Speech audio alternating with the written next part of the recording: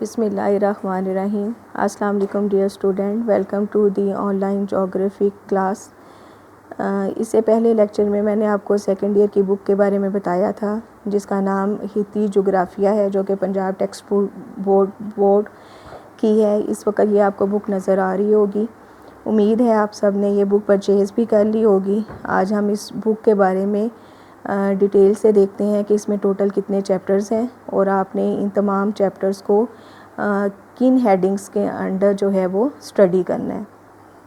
तो सबसे पहले अगर हम बुक को देखें तो इसमें तमाम चैप्टर्स का एक फ़हरिस्त आपको नज़र आएगी, जिसमें पहला चैप्टर जो है वो दुनिया का जायज़ा, दूसरा बर-ए-आज़म एशिया, फिर पाकिस्तान, चीन, जापान, सऊदी अरब, यूरोप, सल्तनत मुत्तहिदा, शुमाली अमेरिका, रियासत मुत्तहिदा अमेरिका, बर-ए-आज़म जनूबी America, Brazil, Africa, Sudan, Australia और अंटार्कटिका के बारे में है। ये टोटल आपके 16 चैप्टर्स जो हैं वो बनते हैं। इन तमाम के तमाम चैप्टर्स को आपने जो है वो प्रिपेयर करना है एग्ज़ामिनेशन पॉइंट ऑफ व्यू से। एग्ज़ाम्स का जो पैटर्न है सेम आपका फ़र्स्ट ईयर जैसा होगा। जिस तरह से फ़र्स्ट ईयर में आपके MCQs आते हैं और शॉर्ट क्वेश्चंस जो हैं वो 3 तरीक़ों से दिए गए होते हैं और फिर लॉन्ग क्वेश्चंस होते हैं। सेम उसी पैटर्न पर आपका ये सेकेंड ईयर का पेपर होगा। प्लस इसमें ये एक चीज़ की गई है कि इस दफ़ा आपके प्रैक्टिकल्स भी इसमें ऐड होंगे। फ़र्स्ट ईयर में आपके प्रैक्टिकल्स नहीं थे, लेकिन इसमें जो है वो आपके प्रैक्टिकल्स भी जो हैं वो ऐड किए गए हैं। तो प्रैक्टिकल के लिए जो आपने नोटबुक लेनी है वो आपने फ़र्स्ट ईयर में जो जिस राइटर की आपने बुक पढ़ी थी, इफ्तिखार अकरम चौधरी की, उसी राइटर की जो है वो आपने प्रैक्टिकल नोटबुक जो है वो परचेज़ करनी है। वो भी आप जो है वो विदिन 1 to 3 वीक्स जो है वो परचेज़ कर लें। जब हमारे ये पहले 5 चैप्टर्स कंप्लीट हो जाएंगे तो मैं साथ ही आपको जो है वो प्रैक्टिकल वर्क जो है वो भी शुरू करवा दूँगी। तो इस बुक में अब नेक्स्ट पेज पर अगर आप आएँ तो यहाँ पर आपको एक वर्ल्ड मैप जो है वो नज़र आ रहा है। इस वर्ल्ड मैप में जो है कॉन्टिनेंटल वाइज जो है वो सारी इंफॉर्मेशन दी गई है। पिछले लेक्चर में जो मैंने आपको ख़त्े इस्तिवा के बारे में बताया था, इक्वेटर वो ख़त होता है जो कि ज़मीन को 2 बराबर हिस्सों में तकसीम करता है। इससे ज़मीन के 2 बराबर हिस्से हो जाते हैं। शुमाल की तरफ वाले को हम शुमाली निस्फूरा यानी नदरन हेमिस्फीयर और साउथ वाले हिस्से को हम जो है वो सदरन हेमिस्फीयर यानी जनूबी निस्फूरा कहते हैं। तो ये जो आपको मैप नज़र आ रहा है, इसमें भी जो इलाके शुमाली निस्फूरे में होंगे वो तमाम शुमाली ममालिक कहलाएंगे और जो जनूबी निस्फूरे में होंगे उनको हम जनूबी ममालिक कहेंगे। तो अगर कॉन्टिनेंटल वाइज इसको देखें तो ख़त्े इस्तिवा से ये ऊपर वाला हिस्सा, ये पूरे का पूरा जो है ये बर-ए-आज़म अमेरिका है, लेकिन ख़त्े इस्तिवा से ऊपर वाले इस हिस्से को फिर शुमाली अमेरिका और ख़त्े इस्तिवा से जनूब में वाक़या हिस्से को जनूबी अमेरिका कहेंगे। इसी तरह से ये बर-ए-आज़म यूरोप है, ये एशिया है, ये अफ्रीका है, ये ऑस्ट्रेलिया है और ये कुतुब जनूबी पर आपको जो बर्फ़ से ढका हुआ बर-ए-आज़म नज़र आ रहा है, इसको हम बर-ए-आज़म अंटार्कटिका कहते हैं। इस तरह से ये आपके 7 कॉन्टिनेंट्स हैं। अब इन 7 कॉन्टिनेंट्स में मौजूद जो बड़े बड़े ममालिक हैं, उन्हीं ममालिक का महल वक़ूअ, वहाँ पर किस किस्म की ज़राअत होती है, इंडस्ट्री किस तरह की है, वहाँ पर जो है ट्रेड यानी तजारत जिसमें दोनों तरह की आ जाएगी, इंपोर्ट और एक्सपोर्ट, दोनों तरह की तजारत और ओवरऑल आबादी की डिस्ट्रीब्यूशन, यही टॉपिक्स हैं आपकी इस पूरी बुक में। तो हम पहला चैप्टर शुरू करते हैं जो कि आपका बाब नंबर 1 है, जिसका नाम है दुनिया का जायज़ा, ओवरव्यू ऑफ द वर्ल्ड। अब अगर इस चैप्टर को आप देखें, हाँ जी, ये आपको बाब नंबर 1 नज़र आ रहा है जिसका नाम है दुनिया का जायज़ा, ओवरव्यू ऑफ द वर्ल्ड। अब इस चैप्टर में जो है हम ओवरऑल दुनिया की आबादी और दुनिया की आबादी अनइवन क्यों है उसके बारे में पढ़ेंगे। तो अगर हम ओवरऑल देखें, दुनिया का जो सतह का रकबा है वो है 510 मिलियन मुरब्बा किलोमीटर यानी 510 मिलियन मुरब्बा किलोमीटर। 2016 के दादोशुमार के मुताबिक दुनिया की आबादी जो है वो 7.25 अरब से जो है वो तजावज़ कर चुकी है और ये आबादी जो है वो दुनिया के तमाम इलाकों में एक जैसी नहीं है।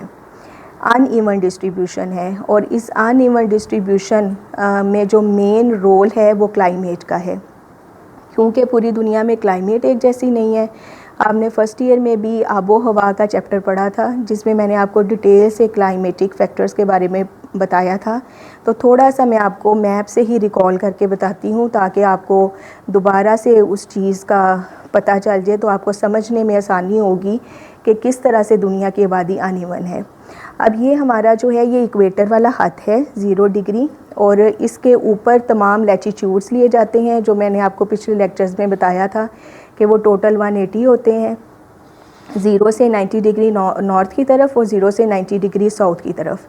इन्हीं लैटीट्यूड्स में 2 लैटीट्यूड्स का ज़िक्र आपको मुख्तलिफ़ जोग्राफ़ी की बुक्स में जो है वो मिलता है, जिनको हम ट्रॉपिक ऑफ कैंसर, उर्दू में उसको हते सरतान, यहाँ पर आपको लिखा हुआ भी नज़र आ रहा है, और जनूब की तरफ ट्रॉपिक ऑफ कैप्रिकॉर्न, उर्दू में इसको कहते हैं हते जती। ये 0 से 23.5 डिग्री नॉर्थ और 23.5 डिग्री साउथ के दरमियान में होते हैं। अब इन लैटीट्यूड्स की क्या इंपॉर्टेंस है और बाकी लैटीट्यूड की निस्बत इनका इंट्रोडक्शन आपको ज़्यादा बुक्स में क्यों मिलता है? इसकी वजह ये है कि वैसे तो हम सन को कहते हैं कि सन इज़ अ स्टेशनरी स्टार। इसका मतलब है कि सूरज जो है वो हरकत नहीं करता, प्लैनेट्स उसके इर्द गिर्द घूमते हैं। ये सब कुछ भी आप फर्स्ट ईयर के पहले चैप्टर में बहुत डिटेल से पढ़ चुके हो, under the heading which is called the solar system and its parts. लेकिन दोबारा से मैं आपको बता देती हूँ कि सोलर सिस्टम क्या कहते हैं, कि जब प्लैनेट्स जो हैं वो किसी स्टार के इर्द गिर्द एक ख़ास पाथ में घूमते हैं, तो उस सिस्टम को हम सोलर सिस्टम कहते हैं, जिसमें सूरज हमारा जो है वो स्टार है, और बाकी आपके जो हैं वो 8 प्लैनेट्स हैं, जिसमें से आपकी ज़मीन एक प्लैनेट है। अब ये सूरज को हम स्टेशनरी तो कहते हैं, लेकिन अगर हम डिटेल से इसके बारे में देखें तो सूरज में हल्की सी मूवमेंट होती है, जिस मूवमेंट को हम डिक्लाइनेशन ऑफ द सन जो है वो कहते हैं। और डिक्लाइनेशन ऑफ सन जो है वो मैक्सिमम इस खते इस्तवा से हते सरतान और हते जद्दी के दरमियान में होती है। यानी अगर डिग्रीज़ में हम देखें तो सूरज 0 से 23.5 डिग्री नॉर्थ और 0 से 23.5 डिग्री साउथ के दरमियान में मूव करता है। तो जब सूरज जो है वो 23.5 डिग्री नॉर्थ पर होता है 6 महीनों के लिए, तो आपका ये जितना का जितना आपको हिस्सा जो है वो शुमाली निस्फ़ कुरे का नज़र आ रहा है इस वक्त बुक पे, तो इस सारे हिस्से में मौसम गर्मा होगा, और ये जनूबी निस्फ़ कुरे में मौसम सरमा होगा। और जब 6 माह के लिए सूरज मूव करता हुआ नीचे हते जद्दी पर आएगा, तो आपके सदरन हेमिस्फीयर में मौसम गर्मा शुरू हो जाएगा और यहाँ पर मौसम सरमा होगा।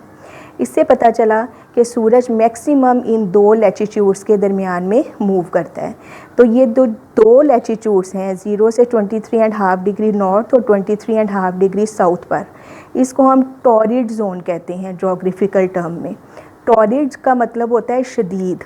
अगर हम उर्दू की लैंग्वेज में देखें तो इसको कहते हैं मंतका हारा।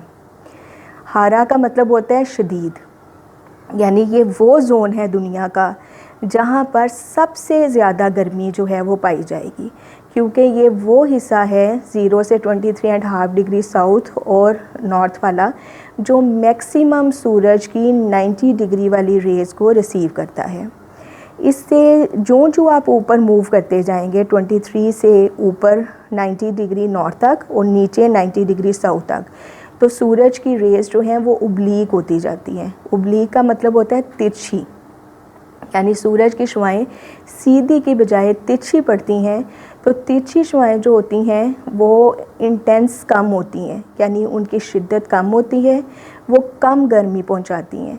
यही वजह है कि जो हम हते इस्तवा से ऊपर शुमाल की तरफ या मूव करते हैं नीचे साउथ की तरफ, तो गर्मी की शिद्दत कम होती जाती है, यहाँ तक कि एक्सट्रीम आपके ये जो पोलर एरियाज़ हैं साउथ पोल और नॉर्थ पोल, ये हमेशा बर्फ़ से ढके रहते हैं, क्योंकि यहाँ पर सारा साल ही सूरज की शुआओं ने तिरछा ही पड़ना होता है।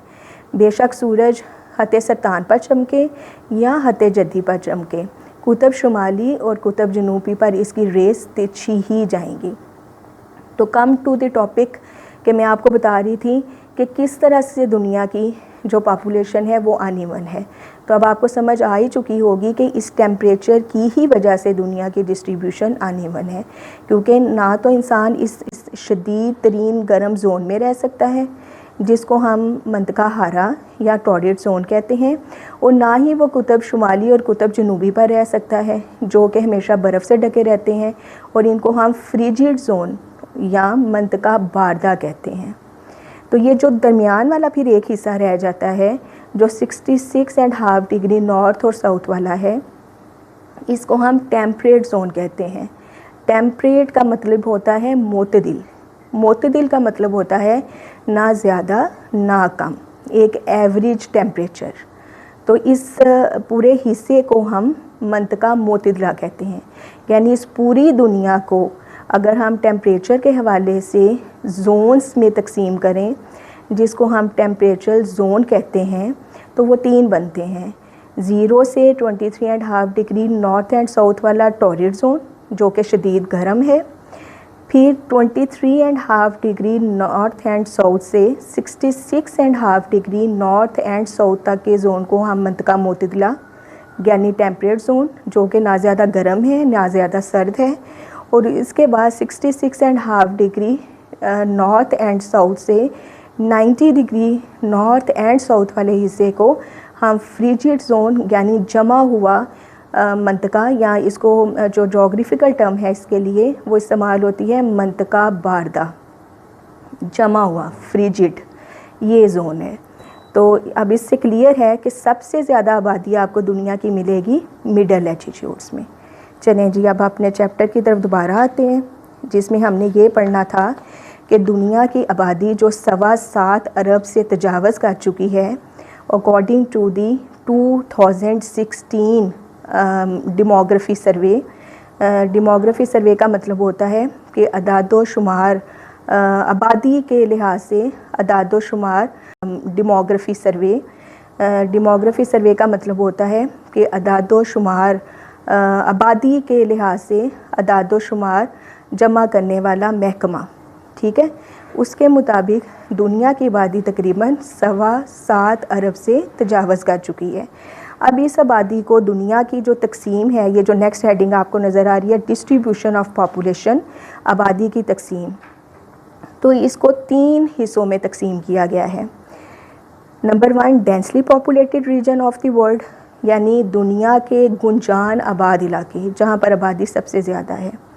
दूसरा हिस्सा जो है वो इसका होगा एवरेज डेंसली पॉपुलेटेड रीजन्स, यानी औसत दर्जा आबादी के इलाके।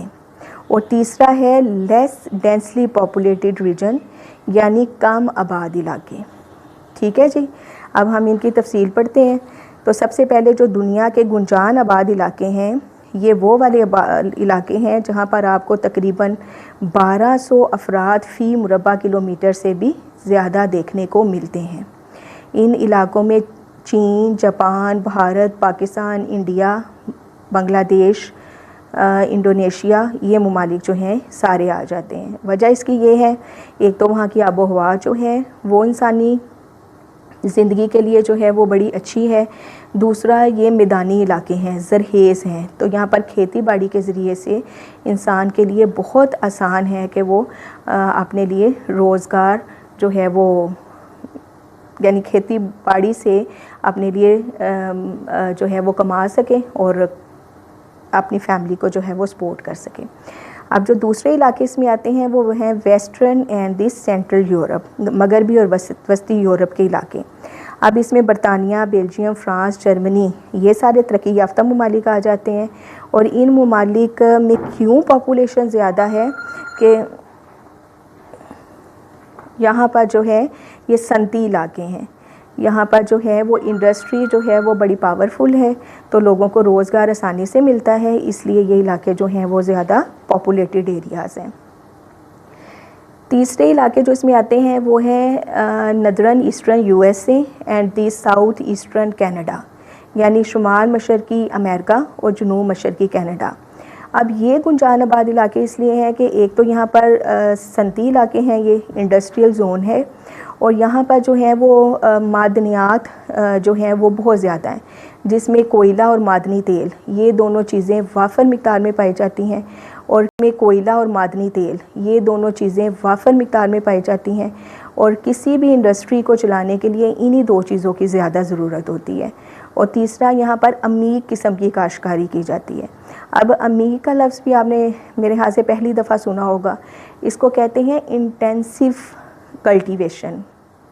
इंटेंसिव दो तरह की कल्टीवेशंस होती हैं, एक होती है इंटेंसिव कल्टीवेशन और एक होती है एक्सटेंसिव कल्टीवेशन।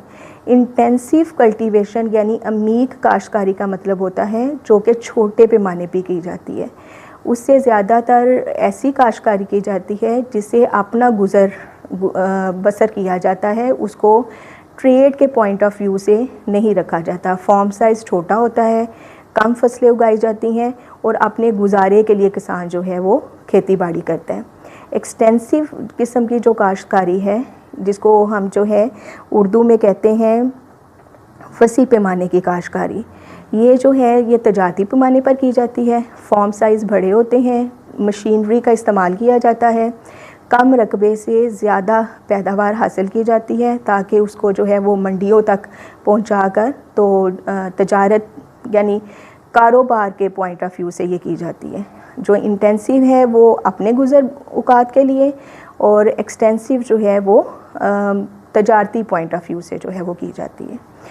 तो जो तीसरा आपको मैंने बता दिया, चौथा हिस्सा जो इसमें आता है वो आता है वादी नील और डेल्टा। ये इस हिस्से में पूरे का पूरा आपका बरआज़म अफ्रीका जो है वो आ जाता है। अब इसकी इम्पोर्टेंस क्यों है कि यहाँ आबादी क्यों ज़्यादा है? आबादी के ज़्यादा होने की वजह इधर ये है कि यहाँ की जो ज़मीन है वो बहुत ज़रखेज़ है। तो ज़रखेज़ ज़मीन होने की वजह से वहाँ पर जो है वो खेती बाड़ी करना आसान है। तो खेती बाड़ी जो है वो एक बिग एक्टिविटी है, ह्यूमन एक्टिविटी, यानी एक बहुत अहम और एक बहुत बड़ी इंसानी सरगर्मी। ह्यूमन एक्टिविटी या इंसानी सरगर्मी का मतलब ये होता है कि हर वो एक्टिविटी या हर वो काम जो इंसान अपना रोज़गार कमाने के लिए करता है। तो जहाँ पर रोज़गार के वसाइल ज़्यादा होते हैं वहाँ पर हमेशा आबादी भी ज़्यादा होती है। अब जो दूसरी बड़ी हेडिंग आ जाती है वो आपके आते हैं एवरेज डेंसली पॉपुलेटेड रीजन्स, यानी औसत दर्जा आबादी के इलाके। अब ये जो औसत दर्जा आबादी के इलाके हैं इनमें दो अहम हैं। एक है पंपास के इलाके, ये पंपास के इलाके जनूबी अमेरिका के इलाकों को कहा जाता है, और इनमें दो अहम हैं। एक है पंपास के इलाके, ये पंपास के इलाके जनूबी अमेरिका के इलाकों को कहा जाता है, और एक है पिरियरीज़ के इलाके। पिरियरीज़ के इलाके जो हैं वो शुमाली अमेरिका के इलाकों को कहा जाता है। इन इलाकों में भी जो है वो काश्तकारी फ़ी मुरबा किलोमीटर जो है वो की जाती है। फॉर्म साइज़ जो है वो बड़ा है, और जो है यहाँ पर जो है औसत आबादी के इलाकों में जो है वो बड़े बड़े शहरों के गिरदोनवा में छोटी छोटी इंसानी बस्तियाँ बनाकर जो है वो रहा जाता है। तीसरा इसमें जो आप हेडिंग आपको नज़र आ रही है वो है कम आबाद इलाके, लेस डेंसली पॉपुलेटेड रीजन्स। ये वो इलाके आ जाते हैं जो मैंने आपको नक्शे पे दिखाया था, पोलर एरियाज़, जिसमें शुमाली कुतबी इलाके और जनूबी कुतबी इलाके आ जाते हैं। इसके अलावा दुनिया के सहरा दोनों तरह के, जिसमें जो हैं वो गर्म सहरा भी आ जाते हैं, और जिसमें जो हैं वो आपके यानी गर्म सहरा से मतलब ये है कि दो सहरा होते हैं, एक सहराई इलाके जो कि मुकम्मल तौर पर सहराई होते हैं, और एक नीम सहराई इलाके होते हैं। दोनों इसमें जो हैं वो आ जाएंगे। इसके अलावा मक्का मोतदिला के जंगलात और इस्तवाई जंगलात, यानी ये सारे वो हिस्से हैं जहाँ पर आबादी जो है वो ना होने के बराबर है या बहुत कम है। ज़्यादा से ज़्यादा इन इलाकों में जो आबादी है वो 10 अफराद फ़ी मुरबा किलोमीटर होती है, और लोगों का यहाँ पर पेशा जो होता है वो जानवरों को पालना, जिसको हर्डिंग कहते हैं, वो होता है। वो उन्हीं जानवरों को पालते हैं, उन्हीं को सवारी के तौर पर इस्तेमाल करते हैं, और उन्हीं को जो है वो अपनी खुराक के तौर पर और अपने लिबास के तौर पर, यानी उनका गोश्त खुराक के तौर पर इस्तेमाल कर लेते हैं और उनकी खाल से लिबास बनाकर पहनते हैं। तो ये लोग जो हैं इसी तरह से अपना जो है वो पेट पालते हैं और गुज़र बसर जो है वो करते हैं। तो ये 3 हमने इलाके जो हैं वो पढ़ लिए हैं, जिसमें मैंने आपको ये बताया है कि दुनिया की आबादी को किस तरह से जो है वो 3 बड़ी कैटेगरीज़ में डिवाइड किया है और अनइवन पॉपुलेशन क्यों है। तो आपने इसको जो है वो बहुत अच्छे तरीके से देखना है। और ये जो आपकी बोर्ड की बुक है जो आपको मैंने फ़र्स्ट ईयर में लगवाई थी, उसके एंड पर तो सारे MCQs भी दिए गए थे। ये जो टेक्स्ट बुक है इसके एंड पर MCQs नहीं दिए जाते। तो इसके लिए 2 तरीके हैं MCQs तैयार करने के। एक तो मार्केट में आप किसी अच्छे राइटर के बने हुए MCQs ले लें, या दूसरा मेरा तरीका है जो हमेशा मैं अपने स्टूडेंट से करवाती हूँ एक्सरसाइज क्लास में। तो अगर आपके कोई बहनें या कोई कज़न तरीका है जो हमेशा मैं अपने स्टूडेंट से करवाती हूँ एक्सरसाइज क्लास में। तो अगर आपके कोई बहनें या कोई कज़न्स मेरी स्टूडेंट थी पहले पिछले साल में, तो उनको पता होगा इस बात का। लेकिन मैं आपको बता देती हूँ कि मैं किस तरह से करवाती होती हूँ कि डेली जो मैं लेक्चर देती होती हूँ वो मैं बच्चों को कहती हूँ कि इनके खुद MCQs बनाएं, एक रजिस्टर रख लें, वो सिर्फ़ आप मुख्तसिस कर दें जोग्राफ़ी के MCQs के लिए। उसके ऊपर आप रोज़ खुद से MCQs बनाएं और अगले दिन वो मैं क्लास में जो है वो 1 बाय 1 बच्चियों से सुनती हूँ। लेकिन अब तो क्लासेस नहीं हो रही, तो आप खुद ये एक्सरसाइज घर में करें। इसको करने का तरीका ये है कि जैसे ये आपको बुक में पहला जो है वो लाइन नज़र आ रही है जिसमें ये लिखा हुआ है कि दुनिया जिसमें हम आबाद हैं बड़ी वसी है, इसकी सतह का रकबा 510 मिलियन मुरब्बा किलोमीटर है। ये आपने लाइन पढ़ी, आपने अपने रजिस्टर के ऊपर पहला MCQ बनाया कि दुनिया की सतह का रकबा है तकरीबन, नंबर 1 ऑप्शन दें 510 मिलियन मुरब्बा किलोमीटर, दूसरा दें 511 मिलियन मुरब्बा किलोमीटर, फिर लिख लें 520 मिलियन मुरब्बा किलोमीटर, फिर लिख लें 540 मिलियन मुरब्बा किलोमीटर। उसमें 510 पे टिक कर दिया। अगली लाइन पढ़ें, वो है कि 216 के दादोशुमार के मुताबिक आबादी तकरीबन 7.25 अरब है। तो आप अगला MCQ बनाएं और लिखें कि दुनिया की आबादी 216 के दादोशुमार के मुताबिक है, नंबर 1 7.25 अरब, नंबर 2 7.5 अरब, नंबर 3 8 अरब, नंबर 4 8.5 अरब। उसमें से टिक करें, ठीक है। इसी तरह से आप ये पढ़ते जाएं बुक को और MCQs बनाते जाएं। इससे आपको 2 फ़ायदे होंगे। एक तो आपके MCQs बन गए, दूसरा पूरे का पूरा लेक्चर आपके हाथ से इन रिटन फॉर्म में जब निकलेगा तो तकरीबन 75% आपको वैसे ही याद हो जाएगा। और तीसरी बात ये कि जो चीज़ अपने हाथ से बनाई जाती है वो बहुत अरसा तक आपको याद रहती है। एग्ज़ाम्स में बैठे हुए भी कभी आपके MCQs वाला पेपर आपके सामने होगा तो आपको ख़ुद से एकदम से याद आएगा कि मैंने रजिस्टर पे घर में फ़लाँ पेज पे फ़लाँ जगह पर ये MCQs बनाया था। और ऐसा होता है। तो मेरी तो यही राय है कि आप रोज़ के रोज़ MCQs खुद बनाएं, इससे आपके MCQs भी बन जाएंगे।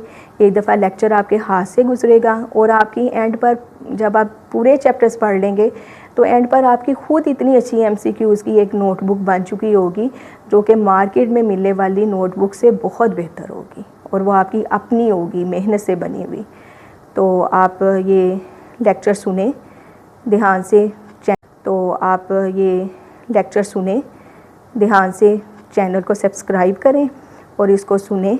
कोई भी इसके बारे में आपको समझ नहीं आती तो कमेंट बॉक्स जो है उसमें कमेंट करके मुझसे पूछें MCQs बनाने का तरीका, या इसमें से आपको किसी टॉपिक ही नहीं समझ आई उसका पूछें। तो ये आज हमने आपके फ़र्स्ट चैप्टर का फ़र्स्ट टॉपिक कर लिया है। इंशाल्लाह कल हम जो है वो आज हमने तो ये किया है कि इंसानी आबादी पर किस तरह से जो है वो क्लाइमेट असरअंदाज होती है, यानी अनइवन डिस्ट्रीब्यूशन किस तरह से है। तो नेक्स्ट हमारा टॉपिक है आबादी की तकसीम का इंसानी सरगर्मियों पर असर, distribution of population and its impact on human activities, ये हम करेंगे। इसके बाद है impact of non physical environment, ये करेंगे। और कोशिश करेंगे कि नेक्स्ट जो कल लेक्चर है मेरा ट्यूसडे को, उसमें आपका ये पूरा चैप्टर जो है वो ख़त्म हो जाए। ओके स्टूडेंट, इसी उम्मीद के साथ कि आप ध्यान से घर में बैठकर जो है वो पढ़ेंगे हिफाजत के साथ, और ज़रूर पढ़ें, आपके ही लिए ये कोशिश की जा रही है। और आप इसको पढ़ेंगे तो हमारी की भी कोशिश भी कामयाब होगी। लेकिन अगर आप इस चैनल को देखेंगे नहीं, लेक्चर्स को सुनेंगे नहीं, तवज्जो नहीं देंगे, तो हमारी कोशिश भी फिर किसी काम की नहीं है। अल्लाह हाफ़िज़।